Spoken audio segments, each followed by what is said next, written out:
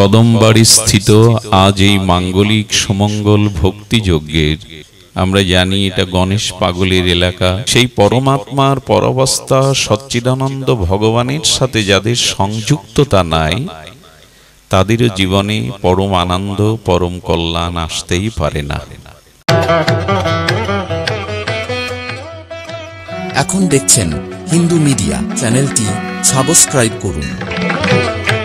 কলিযুগ জীবের একমাত্র আশ্রয় গতি, সংকীর্তন পিতা নাম প্রেমদাতা শ্রী শ্রী শচীনন্দন নদিয়া বিহারী শ্রী গৌর হরি। পতিত উদ্ধারণ পতিত পাবন পতিত তারণ, প্রেম চিন্তামণি দাতা শিরোমণি পরম কারণিক পরম দয়াল শ্রী শ্রীল নিতাই চাঁদের মহা অনুকম্পায় শ্রী শ্রী গান্ধার্বিকা গিরিধারীর অহৈতুকী করুণায় বঙ্গবসুন্ধরার কদমবাড়ি স্থিত আজ এই মাঙ্গলিক সুমঙ্গল ভক্তি যজ্ঞের শুভারম্ভে প্রারম্ভে অত্র এলাকায় প্রাতঃস্মরণীয় পরম বন্দনীয় ভগবানের বিশেষ মহিমা প্রকাশে আমরা জানি এটা গণেশ পাগলের এলাকা। সেই প্রাতঃস্মরণীয় মহামানবদের চরণে সহস্র দণ্ডবৎ প্রণতি জ্ঞাপন পূর্বক তাদেরই কৃপাশিসকে প্রার্থনা যাচনা করে পাঠের শুভারম্ভে অস্মাদীয় জীবন ধন জীবন সর্বস্ব প্রাতঃস্মরণীয় পরম বন্দনীয় শ্রী শ্রীল গুরু মহারাজের রাতুল আতুল পাবন পদারবিন্দে পরার্ধ কোটি দণ্ডবৎ প্রণতি। আজ এই ভক্তি যজ্ঞের অমৃত যজ্ঞের সমাগত সংকীর্তন আচার্যবৃন্দ, রসিক সত্রীবৃন্দ, মহতজন সাধুজন, সুধীজন, মানীজন, জ্ঞানজন, শ্রদ্ধাশীলা ধর্মশীলা কল্যাণিয়া ভগবতী দেবী মূর্তি মাতৃগণ, সকল ভক্ত চরণে দিন অতিদিনে সশ্রদ্ধ দণ্ডবৎ প্রণতি। তেষাং সতত যুক্তানাম ভজতাম প্রীতিপূর্বকম দদামি বুদ্ধিযোগং মাম উপযান্তি তে।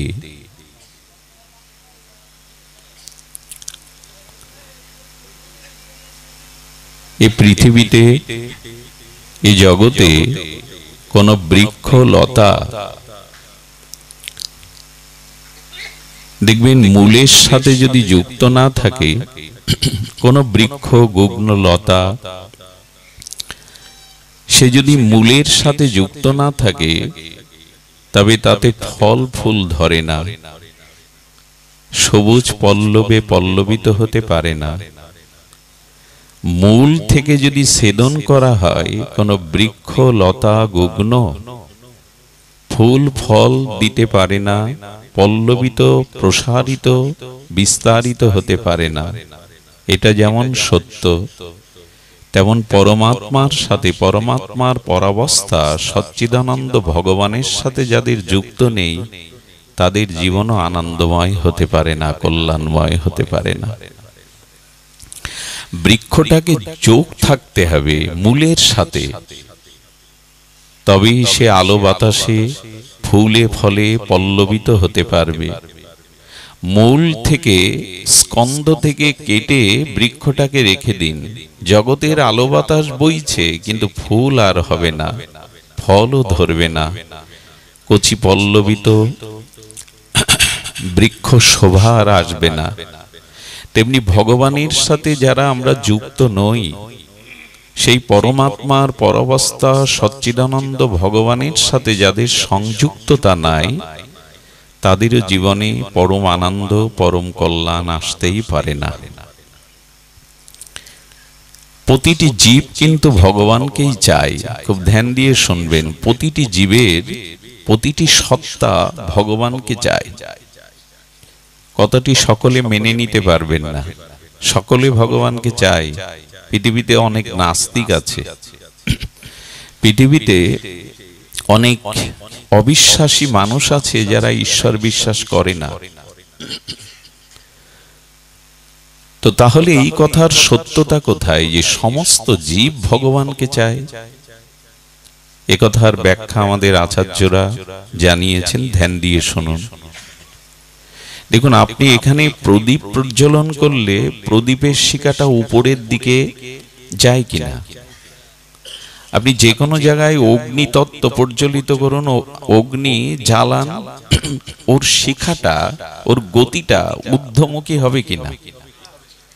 নিচের দিকে অগ্নির শিখা কি আসবে? কারণ কি? কারণ অগ্নির সৃষ্টি সূর্য থেকে, যেখান থেকে যে বস্তুর সৃষ্টি তার গতি প্রকৃতি সেই দিকেই।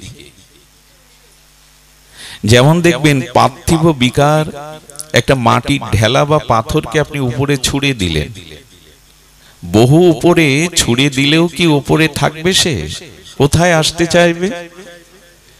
তার গন্তব্য যেখানে, যার সৃষ্টি যেখানে, যার উৎপত্তি যেখানে, ও সেখানেই ফিরে আসতে চাইবে, চাই কিনা? তেমন জল তত্ত্বকে আপনি যত উপরে তুলুন, জল দেখবেন বিন্দু বিন্দু আকারে গড়িয়ে নিম্নগামী হবে, কারণ সমুদ্র জলের উৎস, নিচের দিকেই যাওয়াই জলের স্বভাব। তেমনি আমাদের সৃষ্টি ভগবান থেকে। পিতামাতা রক্তবীর্য দিয়ে আমার শরীরটা দিতে পারে, রক্ত মাংসের প্রপঞ্চ পিণ্ড এই শরীরটা পিতামাতা দিতে পারে, আত্মা দেওয়ার ক্ষমতা পিতামাতার আছে কি? তো আত্মা আমার দেহের সাথে যুক্ত না হলে, প্রপঞ্চের সাথে সচ্চিদানন্দ আত্মা যুক্ত না হলে, আমি পৃথিবীতে জীব রূপে, মানুষ রূপে পরিচয় দিতে পারতাম কি? আমি তো তখন মৃত। আত্মা দেহে নাই মানে, আত্মার সংযুক্তি নাই মানে আমি মৃত। এই জন্য পিতামাতা আমাকে দেহটা দিতে পারে, রক্ত মাংসের পিণ্ড প্রপঞ্চময় শরীরটা দিতে পারে, আত্মা দিতে পারবে না।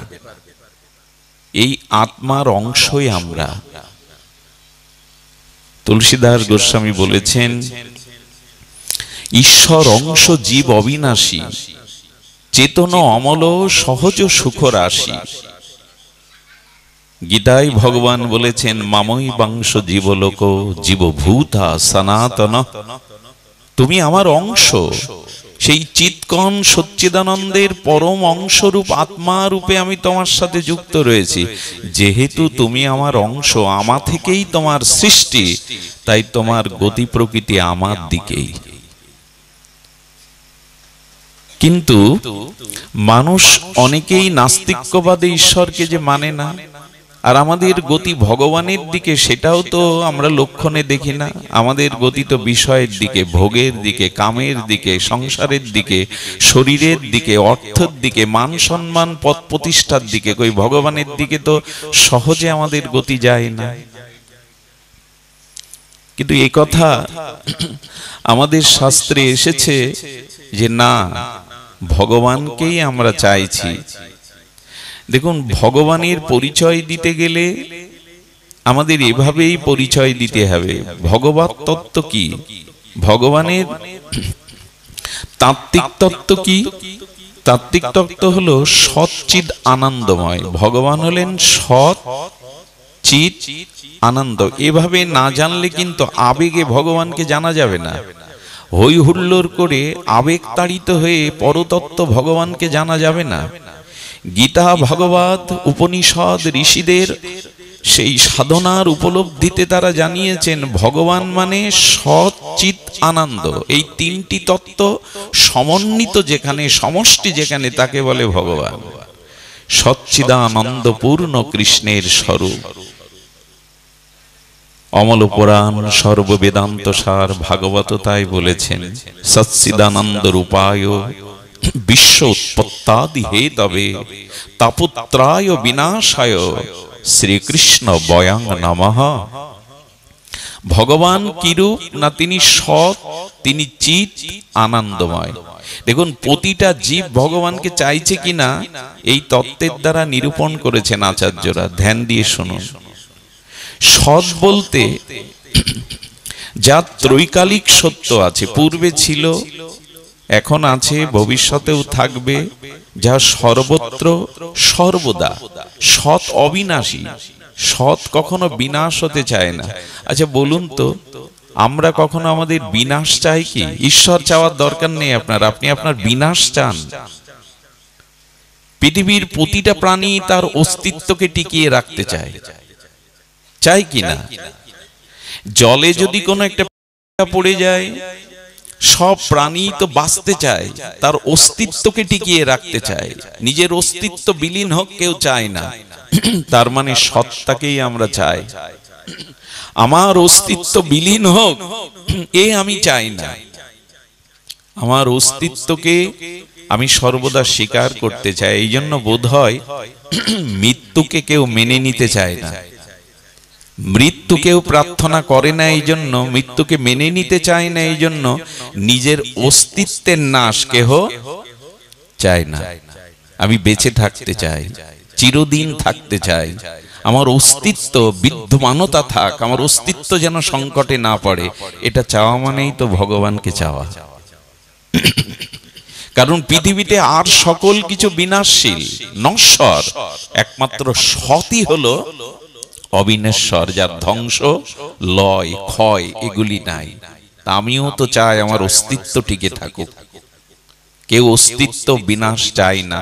তার মানে আপনি পরোক্ষভাবেও ঈশ্বরকে না চাইলেই রাম ভগবান, হরিচাঁদ ঠাকুর, হ্যাঁ, শ্রীকৃষ্ণ চৈতন্য প্রভু, এভাবে নাম ধরে না চাইলেই আপনি সৎকে চাইছেন, আর সতের স্বরূপই হলেন ঈশ্বর। অস্তিত্ব আপনি রাখতে চাইছেন। দেখুন, মৃত্যু আমরা চাই না কেন? মৃত্যু তো ধ্রুব সত্য। গীতার এই শ্লোকে যদি সরলত্ব আমরা করি, তাহলে মৃত্যুটা ভগবান যেভাবে দেখেছেন, ব্যক্ত করেছেন, সেটা বড় অদ্ভুত। বাসাংসি জীর্ণানি যথা বিহাই নবানি গৃহ্ণানি নরহ পরাণি তত শরীরানি জীর্ণন্নানি সংজাতি নবানি দেহি। কি অদ্ভুত ভগবানের এই দিব্য শ্লোকাবলী।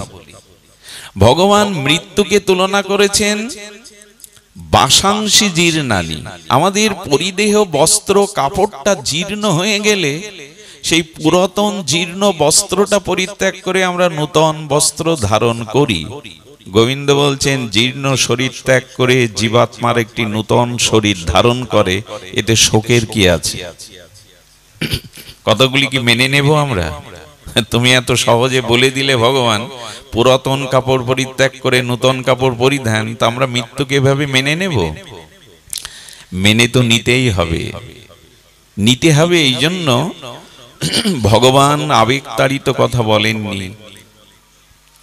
ভগবান চিরসত্য, শাশ্বত, চিরন্তন, মঙ্গলময় কথাই বলেছেন, আমরা মেনে নিতে পারিনি।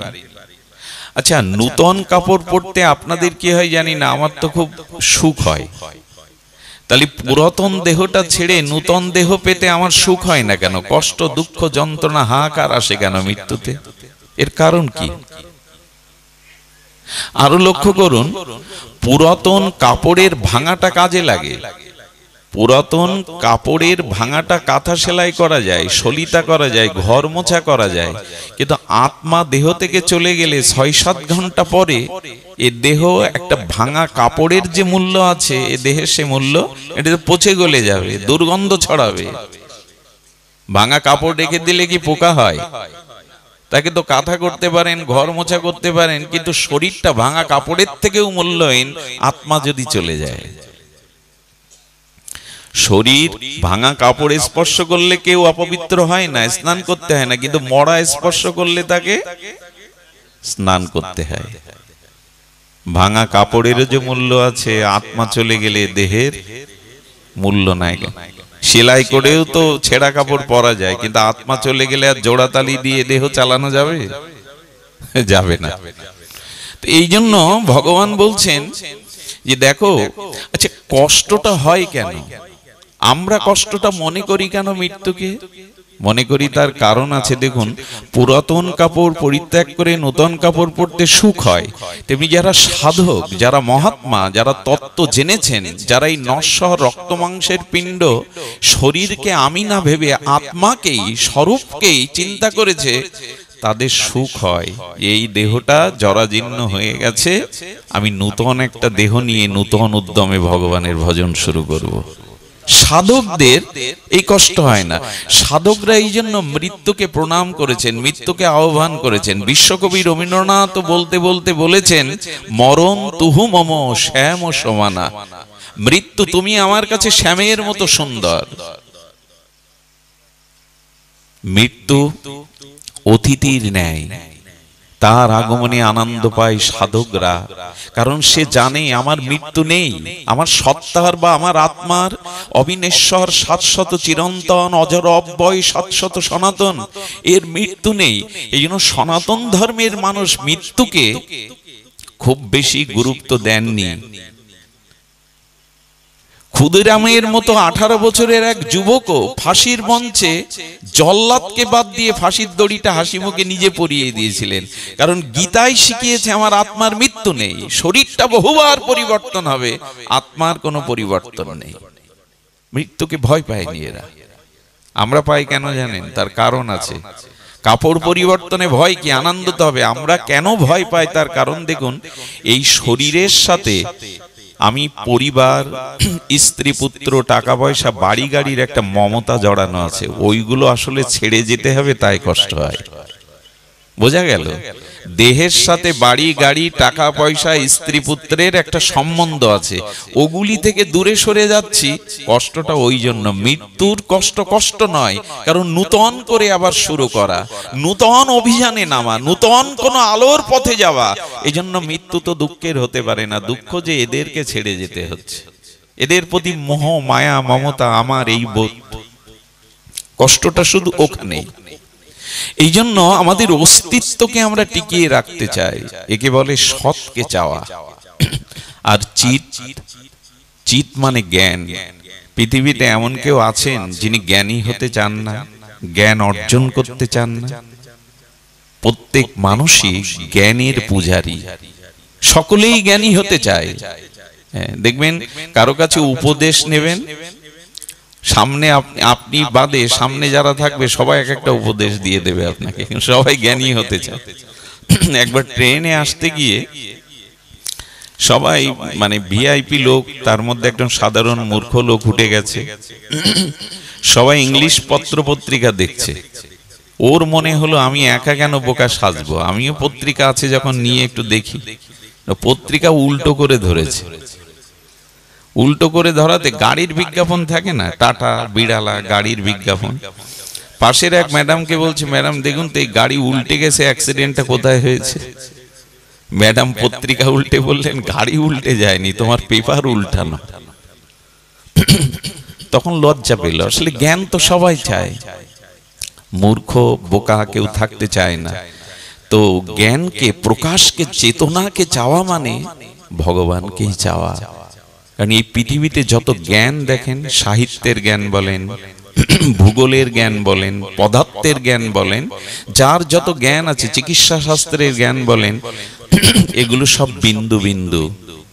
যেমন গঙ্গার জল আলাদা আলাদা করে এক এক বিন্দু বিন্দু করা যায়, কিন্তু সেই বিন্দুর সমষ্টি যেমন সিন্ধু, সেই বিন্দুর সমষ্টি যেমন সাগর, মহাসাগর অথবা গঙ্গা, তেমনি পৃথিবীতে যত জ্ঞান দেখেন এগুলো বিন্দু বিন্দু। সেই জ্ঞানের সাগরই হলেন ভগবান স্বয়ং।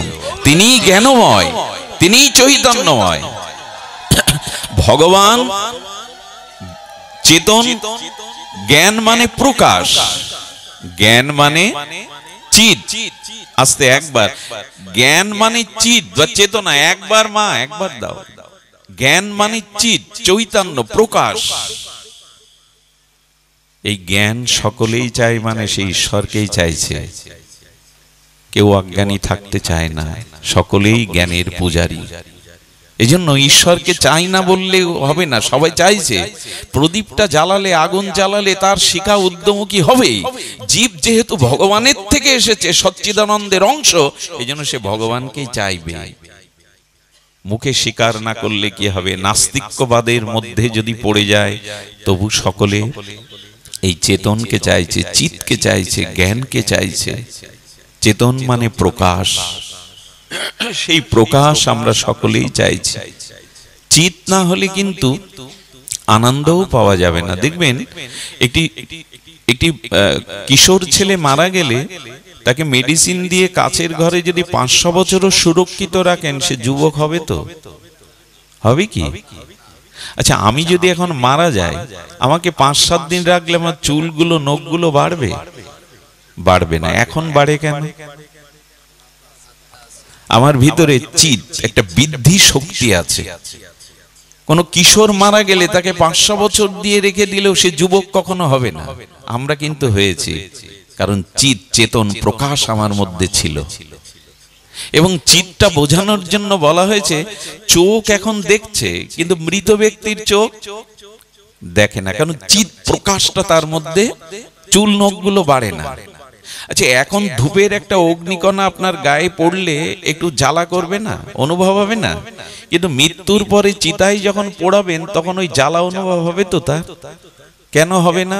চেতন বা চিত তার মধ্যে নাই। চেতন, চিত, প্রকাশ আমরা সবাই চাই, জ্ঞানী হতে চাই, জ্ঞান অর্জন করতে চাই। আর তৃতীয়টিতেও, পৃথিবীতে এমন কোন জীব নাই যা চায় না, অর্থাৎ আনন্দ।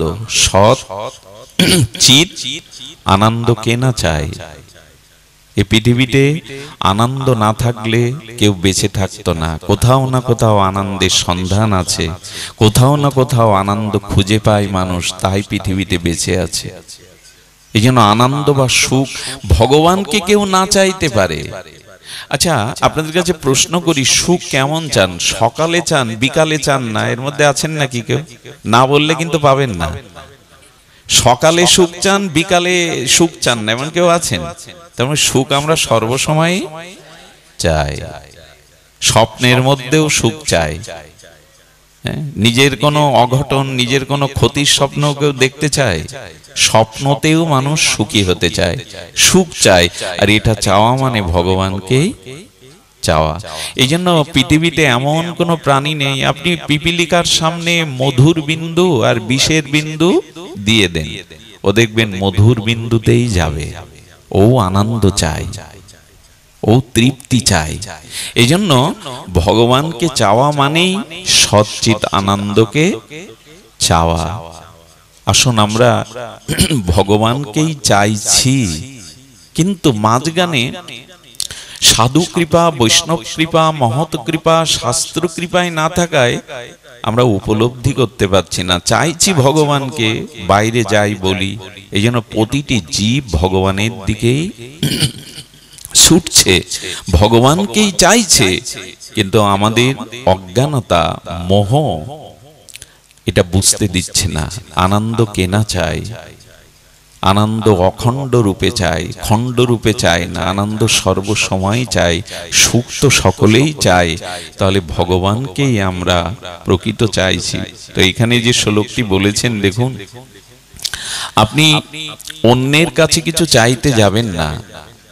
যদি কিছু চাওয়া পাওয়া থাকে বা কামনা বাসনা থাকুক বা না থাকুক, সবকিছু একজনের কাছেই চান।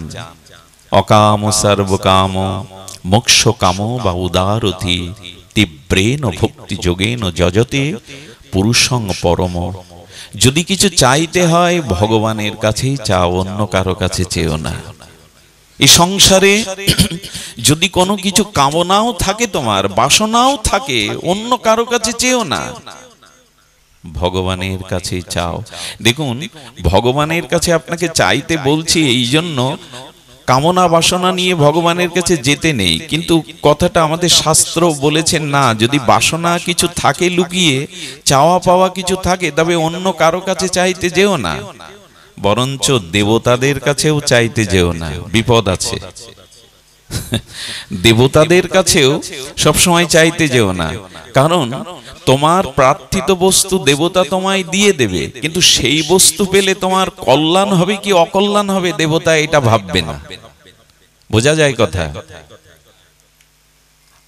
দেবতার কাছে আপনি কিছু চাইলেন, তার পূজা অর্চনা আরাধনা করে দেবতা দিল, কিন্তু সেই বস্তু আপনার হিতে কল্যাণ কি অকল্যাণ বয়ে আনবে, এতে দেবতার কিছু যায় আসে না।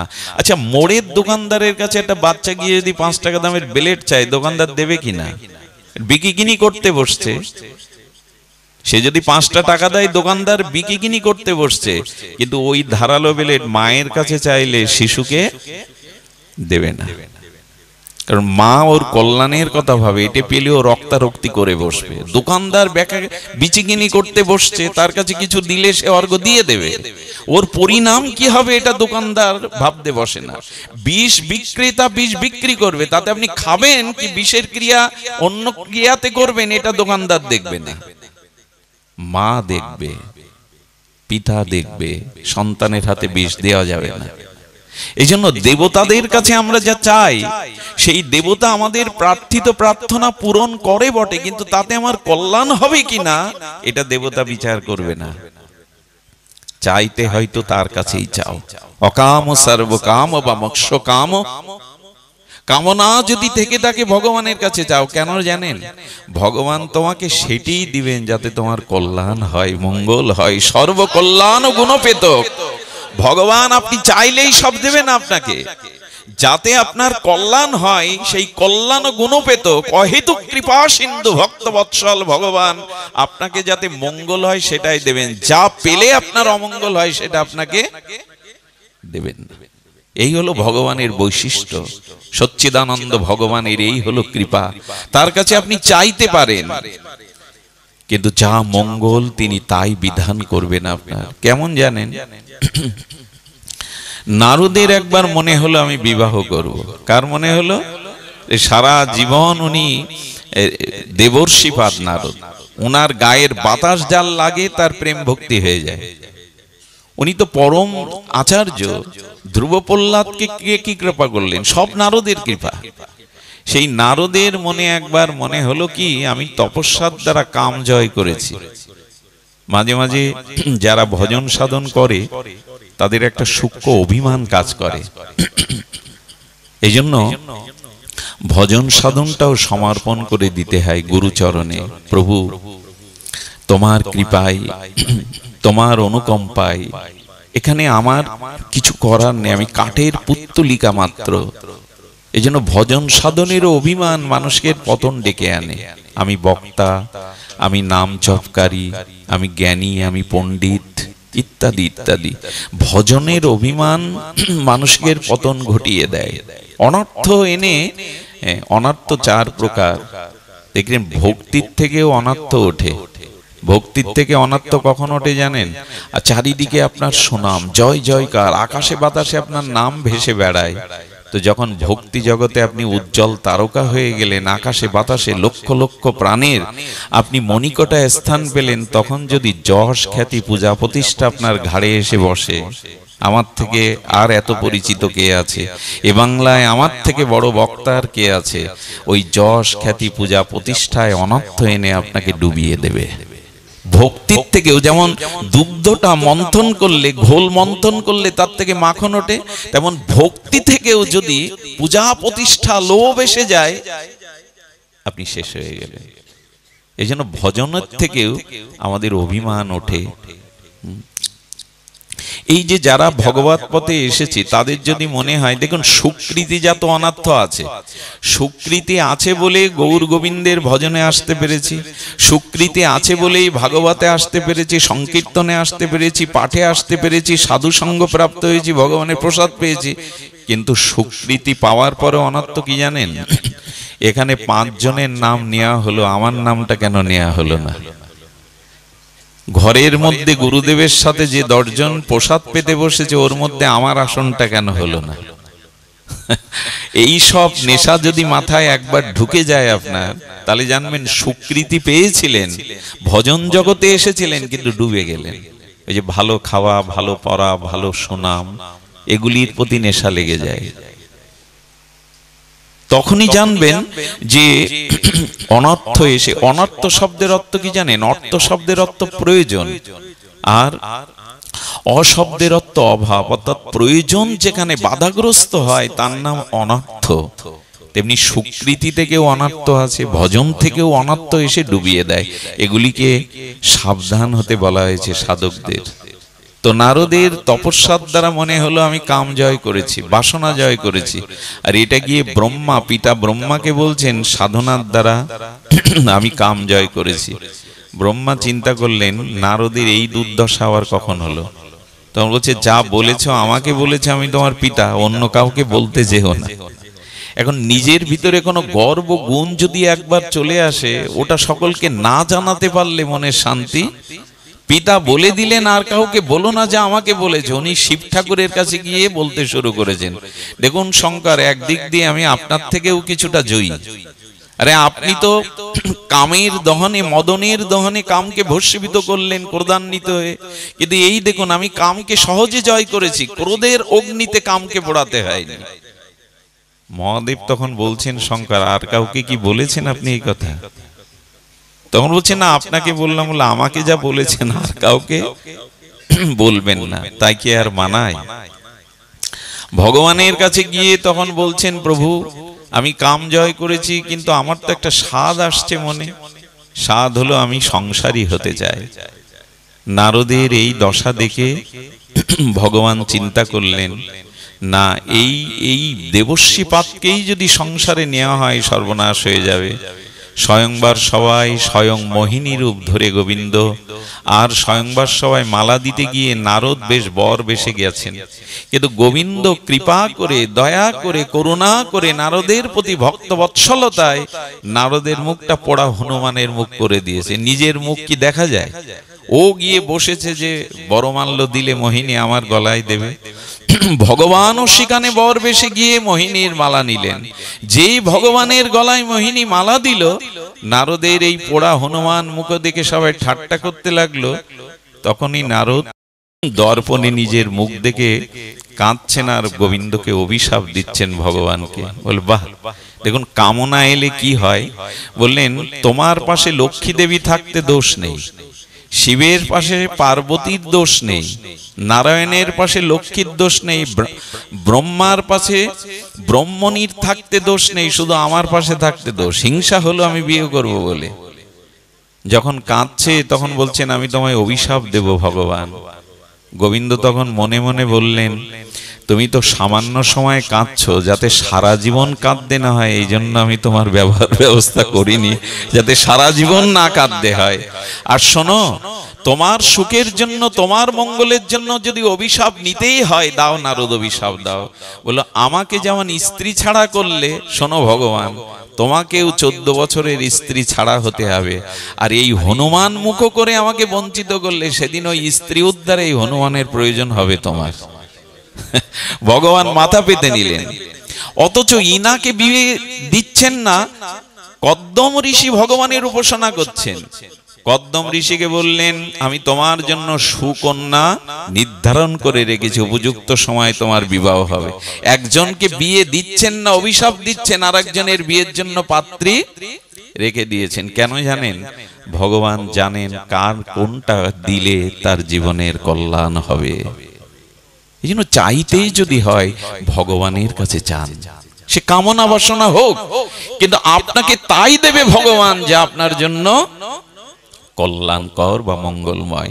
এই জন্য অকাম সর্বকাম মোক্ষ কাম। আরেকটা জিনিস হলো, দেবতা আপনাকে মুক্তি দিতে পারবে না।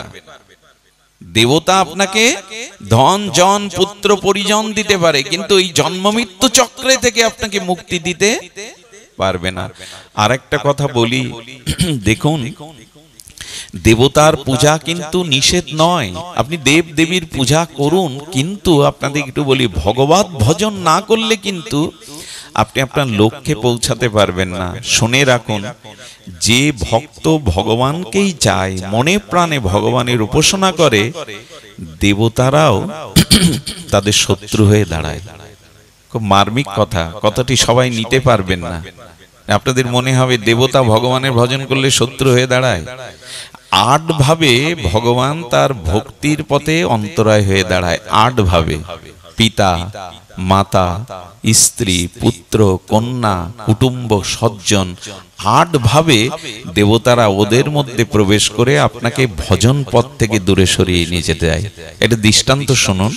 একবার আশ্রমে ওখানে পাঠ হতো যোগাবশিষ্ট রামায়ণ, চরম ত্যাগের কথা। বশিষ্ঠদেব রামচন্দ্রকে যে ত্যাগ বৈরাগ্যের উপদেশ দিয়েছিলেন, এরই নাম শ্রী যোগাবশিষ্ট রামায়ণ। অদ্ভুত ত্যাগ ও বৈরাগ্যের উপদেশ। তো ওই আশ্রমে পিতামাতা কয়েকটি ছেলেকে রেখেছিল আশ্রমের পরিবেশে, গুরুকুলে, তারা যাতে আধ্যাত্মিক বিদ্যা অর্জন করে মানুষ হতে পারে। তো পিতামাতা এসেছে, এসে মহারাজের পাঠ শুনেছে যে সংসার নশ্বর, সংসার অনিত্য, ত্যাগ বৈরাগ্যই জীবনের সারাৎসার। এইভাবে যখন উনি পাঠ করছেন, পরের দিন সকালে বলছেন মহারাজ, পিতামাতাই বলছে মহারাজ, ছেলেকে আর এখানে আমরা রাখবো না। বলে কেন? বলে যে পাঠ আপনি শেখালেন কালকে, বলে ও সংসারে আর আসবে না, ও সন্ন্যাসী হয়ে বাবাজি হয়ে চলে যাবে। আমরা চাই না আমাদের সন্তান সন্ন্যাসী বাবাজি হয়ে চলে। এই দেখুন দেবতা ঢুকে গেছে। আমার মনে হলো কেমন জানেন, ছেলে ত্যাগ বৈরাগ্য হবে, ছেলে মহান আদর্শ তার ভিতরে প্রবেশ করে, এটা বাবা মা চাইছে না কেন? বলে এটা দেবতাদের কাজ। দেবতারা এসে গুরু ভক্তি, ভগবত ভক্তি পরায়ণ মানুষকে টেনে সংসারের দিকে নিতে চায়। এতে কিন্তু দেবতার নিন্দা করা হচ্ছে না। দেবতারা এই কারণে চায়, কথাটি শুনলে আপনারা সমাধান বুঝতে পারবেন। মানুষ যখন ঈশ্বরের ভজন সাধন করে হরিনাম প্রেম ভক্তির দ্বারা নিজেকে জন্ম মৃত্যু চক্র হতে মুক্ত হয়ে যখন ভগবত ধামে ফিরে যায়, স্বরূপ ধামে ফিরে যায়, তখন স্বর্গলোকের উপর দিয়ে, দেবতাদের মাথার উপর দিয়ে যেতে হয়। এবং বলা আছে ভগবানের, যখন কোনো মানুষ প্রেম ভক্তি ভজনের দ্বারা আমার নিত্য শাশ্বত চিন্ময় লোকে ফিরে আসবে, দেবতারা যেদিন আসবে সেদিন তোমরা তাকে বরণ করে নেবে। তোমাদের থেকে শ্রেষ্ঠ পদ তার যারা ভগবান বদলায়। কেউ কাউকে বরণ করতে চায়, কেউ কাউকে সম্মান এমনি এমনি করতে চায় যে আমাকেও ছাপিয়ে চলে যাচ্ছে। এই জন্য দেখবেন যখনই কোনো মানুষ তপস্যায় বসে, ধ্যানে বসে, মহাশক্তির অধিকারী হয়, দেবতারা এসে বাধা দেয়। এই জন্য মনুষ্য জন্মটা দেবতাদেরও থেকে দুর্লভ। মনুষ্য জন্মটা দেব দুর্লভ, দেবতারাও এই ভাগ্য পায় না। আমরা সেটি পেয়ে করলামটা কি? এই জন্য সব জীব ভগবানকে চাইছে, আর এই উপলব্ধিটা আমাদের করতে হবে ভগবত চরণে। আমাদের এই যে শাস্ত্র কি বলেছে জানেন? কার কাছে যাবেন আপনি? তবে আমরা কি সত্যি মন্ত্রগুলো যথাযথ জীবনে প্রয়োগ করি? প্রায় দেখবেন আমরা মন্ত্রে বলি তমেব মাতা চ পিতা তমেব, তমেব বন্ধুশ্চ সখা তমেব, তমেব বিদ্যা দ্রবিণং তমেব, তমেব সর্বং মম দেব দেব। এ তো মন্দিরে বললাম, ভগবানের সামনে স্তুতি করলাম, কিন্তু কথাগুলি কি আমি মানি? তুমি আমার পিতা, তুমি আমার মাতা, তুমি আমার বন্ধু। আচ্ছা, ভগবান আমার বন্ধু আমি মুখে বললাম, কিন্তু ভগবানকে বন্ধু রূপে মানি তো? মাঝে আমি কোথায় এই কথাটি বলেছিলাম, আজ ভগবানকে বন্ধু মনে করি কই, কিন্তু আমি যদি আপনাদের সামনে ভগবানের বন্ধুত্বের পরিচয় দিয়ে আজ অন্তত আপনি স্বীকার করবেন ভগবান ছাড়া এই জগতে কেউ আপনার বান্ধব, প্রকৃত বন্ধু নাই। তার কারণ দেখুন, ভগবানের সহধর্মিনী দুইজন বৈকুণ্ঠে, এক শ্রীদেবী, এক ভূদেবী। তো ভগবান ভূদেবীকে বললেন, তুমি অষ্টদা প্রকৃতি রূপে এই বিশ্ব ব্রহ্মাণ্ড সৃজন করো। ভগবানের ইক্ষণে ভগবানেরই সহধর্মিনী স্ত্রী ভূদেবী আমাদের এই বসুন্ধরা রূপে ব্যাপ্ত আছেন। আচ্ছা চিন্তা করুন তো, এই বসুন্ধরা আমাদের মা, মায়ের বুকে আমরা মলমূত্র ত্যাগ করি, মায়ের বুকে পা দিয়ে আমরা চলি, তবু মা মাটি থেকে এত শস্য শ্যামলা হয়ে আমাদের খাদ্য দেয় কেন জানেন? খাদ্য দেয় এই জন্য ভগবানের নির্দেশ, আমি এই পৃথিবী সৃষ্টি করে তোমাকে পাঠিয়েছি, তোমার বুকের ওপর আমার সন্তানগণকে তুমি যথাযথ আহার যোগাবে। আচ্ছা চিন্তা করুন তো, সেই আহার আমাদের দিল বসুমাতার ফসল, বুকে নিয়ে মাটির ফসল নিয়ে আমরা ওটা গ্রহণ করলাম। আচ্ছা আমরা পরিপাক করে যা কিছু গ্রহণ করি, পাকস্থলিতে যাই, ওই খাদ্য যদি ওইভাবে থেকে যেত, আপনি আমি বাঁচতাম? একটু কথা বলুন, বাঁচতাম কি? ওই খাদ্যটা আবার কি হয়, পাকস্থলিতে গিয়ে পুনরায় হজম হয়, পরিপাক হয়। ওই পরিপাকটা কে করে? গীতায় ভগবান বলে দিয়েছেন, আমার মতো বন্ধু দ্বিতীয় পাবে না। এই দেখো, তুমি যা সিদ্ধ করে পাও তা আবার আমি পরিপাক করি। গীতায় অষ্টাদশ অধ্যায়ে গোবিন্দ বলছেন, অথ বৈশানর,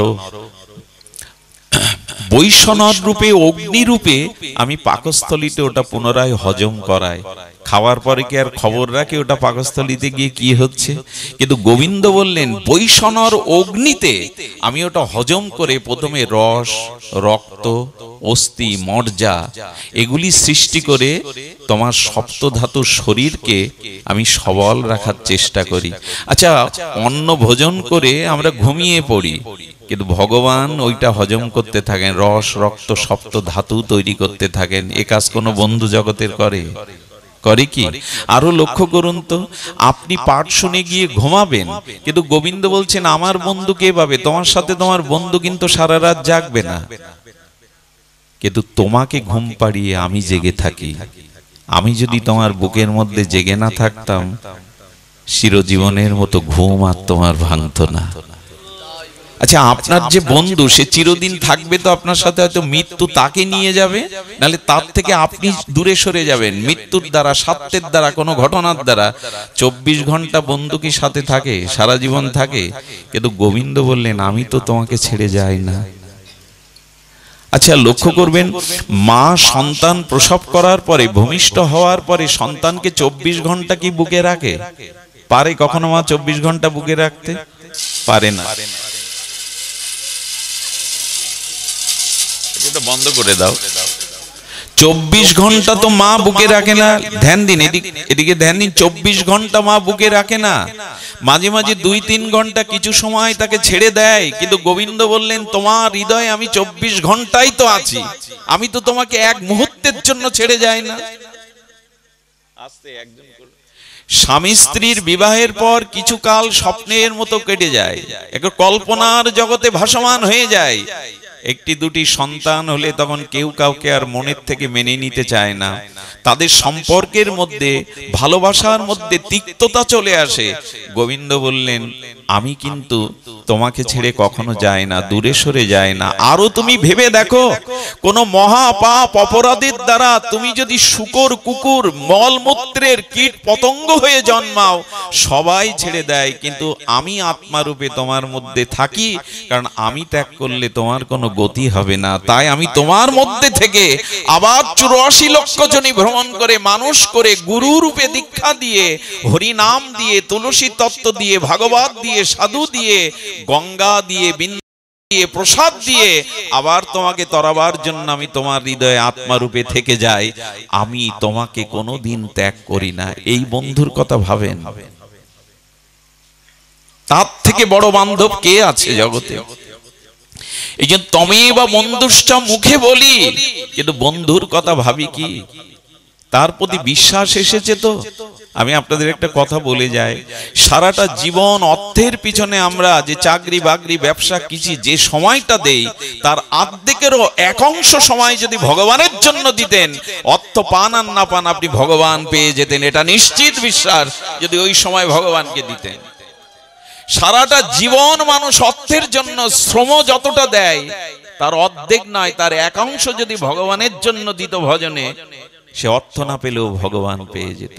দুর্ভাগা আমরা, যার জন্য জগতে এলাম, যাকে পাওয়ার জন্য এই দুর্লভ মনুষ্য জন্ম পেলাম, তাকেই ভুলে আছি। মুখে বলি তুমি আমার পিতা, তুমি আমার মাতা, তুমি আমার বন্ধু, তুমি আমার সখা, তুমি আমার দ্রব্য, এটা মুখে বলি। কবে কাজে লাগাবো বলুন তো? কবে আমাদের জীবনে এটি কাজে আসবে?